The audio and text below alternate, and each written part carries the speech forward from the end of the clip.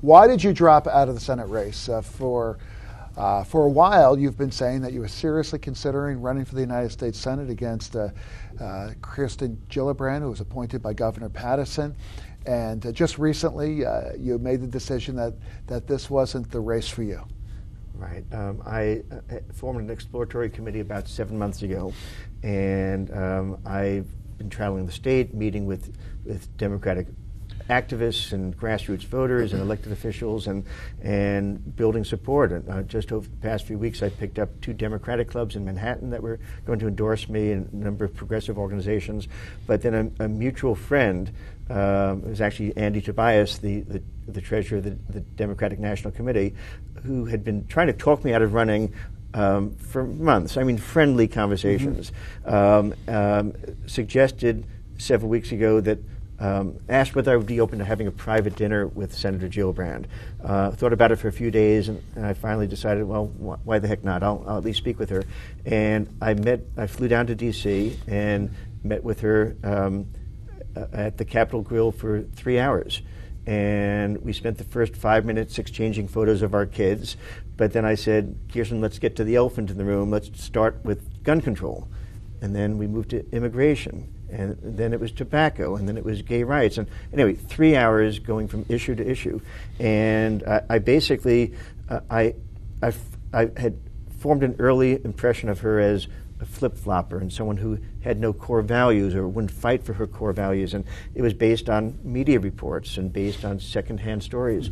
But the Kirsten Gillibrand I saw at this dinner was a different person. And after the dinner, it was very informative, but even that wasn't enough. And I entered what I called my trust yet verify phase.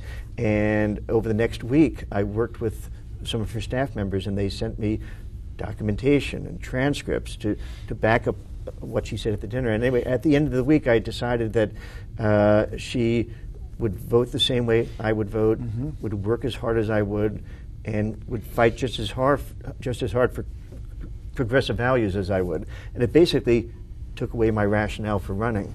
So I called Kirsten, said I had decided not to run after all, and I offered to endorse her. And she in turn then offered to join me at the press conference, which we had on this past Monday. And it was probably the hardest decision, certainly the hardest political decision I've ever made, but it was the right decision. I've always said that at the end of the day, I would make a decision based on what I thought was best for the Democratic Party, New York State, and our nation. And my pulling out and endorsing Kirsten was the right decision. And also your family. I mean, it is not a small undertaking to even run for the Senate. It's a huge state. It's a very big, diverse state, and it takes a full commitment to do that. Absolutely. But even worse, if I got elected, then I'm faced with the decision, do I move my family down to D.C.? But I've got 5 kids, and all their friends are here, and Rob's friends, my spouse's friends.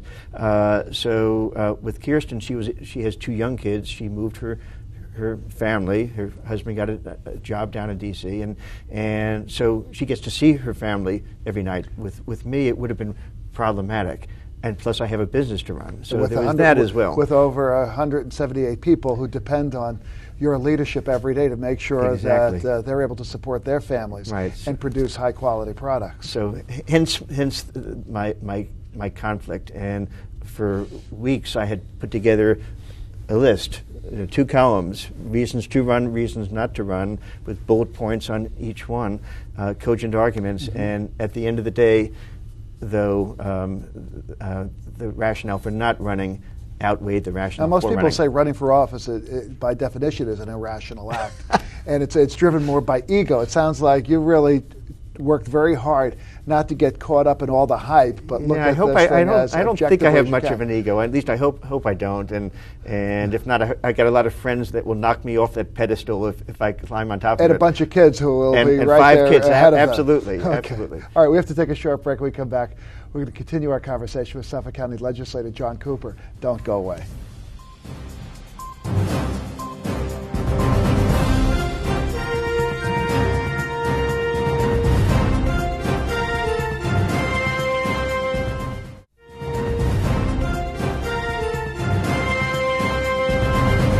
This is Cablevision's Meet the Leaders. Our guest is Suffolk County Legislator John Cooper.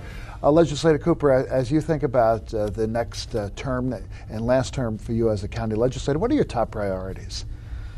Oh boy, a couple. First of all, the economy is still pretty bad. Now, we talked about that from your perspective as a businessman who has a very successful manufacturing company, but now as a government official where you have a responsibility to deliver essential services that only the county can provide: health, social services, public safety, and it's a problem. I mean, it's always a problem. It's something we wrestle with every year, but particularly when there's an economic downturn and sales tax revenues have plummeted, it really brings everything into focus. And unfortunately, concurrent with that, often when there's a downturn in the economy, the need for public services increases. For health services and the like, and Suffolk County has seen the homeless population spike. There are a lot of people who have never accessed public social services that are now coming for social services, food stamps, and including homeless housing. And folks that have lost their health insurance because they lost their jobs. Coming to the health clinics. So we want to make sure that the health clinics are fully staffed. We have a growing gang problem, a lot of it growing out of the heroin trade, but not just related to that. But in part of my district, in Huntington Station in particular, there's been an uptick in street violence in recent months. So I'd like to see an increased police presence there. To do that, we need to hire more cops, but that costs money. So we don't want to raise property taxes. This is the 6th year in a row that we've held the line on property taxes. So it's balancing priorities. So it's trying to find a way to hold the line on spending and therefore allow you to hold the line on property taxes, but at the same time ensure that you're providing core services that, whether it be healthcare, public safety, or what have you. Now, this past budget cycle, and you just completed that as you go into the new year, it was as tough as it's ever been, and you've had some tough budgets the last couple of years. But the 10 what years happened? I've been there, the choices are getting more difficult. Yeah, absolutely. It was the toughest budget in the decade that I've been in the county legislature, and the members of the working group, the operating budget working group, spent dozens of hours laboring over every individual line item in the budget with a fine-tooth comb to determine, can we cut spending here? Do we need to increase spending? What are the needs? And I'm very pleased that at the end of the day we came up with a budget that will once again hold the line on spending and property taxes, but we're delivering all the core necessary services. So as you think about the essential services, I know that there was it was difficult trying to find the resources to provide for the hiring of additional police. Some other things had to go because of that.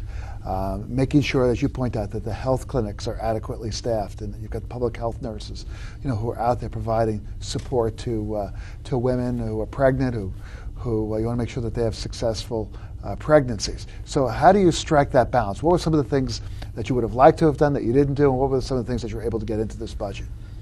Oh, well, boy, how much time do we have in this program? There's a lot that, look, there are not too many programs that we eliminated. There were some programs where the contract agencies, the nonprofits, would have liked to have received more money, particularly in the face of cuts or elimination of state aid in some cases and federal aid. So there were a lot of desperate social service organizations that came to us asking us to make up the difference. We generally were not able to do that.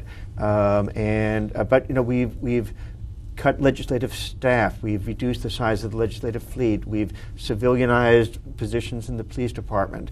We're spending the money more wisely, I think. We are spending just as much money for open space preservation and drinking water protection. There are a number of programs in my district, outreach programs and educational programs to try to target at-risk youth to dissuade them from joining gangs.